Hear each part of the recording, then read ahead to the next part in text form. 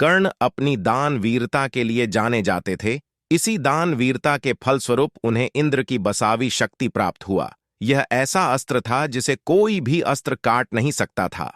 एक बार इंद्रदेव ने छल से ब्राह्मण का वेश धरकर कर्ण के पास पहुंचे और कर्ण से उसका दिव्य कवच कुंडल मांगा।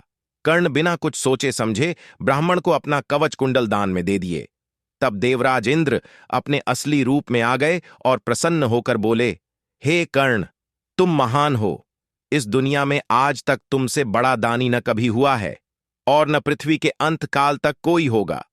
आज के बाद से तुम महादानवीर कर्ण नाम से जाने जाओगे।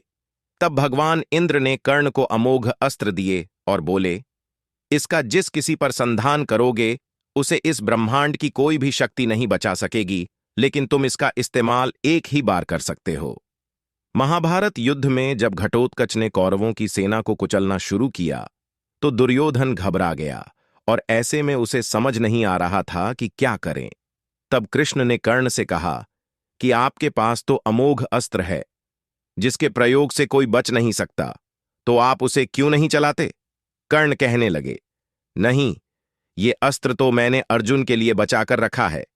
तब श्री कृष्ण कहते हैं कि अर्जुन पर अस्त्र तो तुम तब चलाओगे जब ये कौरव सेना बचेगी और दुर्योधन बचेगा।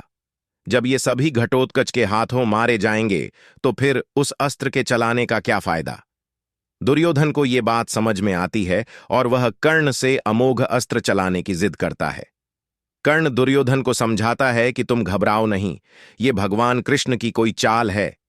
लेकिन दुर्योधन एक नहीं सुनता है और कर्ण मजबूरन वह अमोघ अस्त्र घटोत्कच के ऊपर चला देता है। इस तरह भगवान श्री कृष्ण अर्जुन को बचा लेते हैं।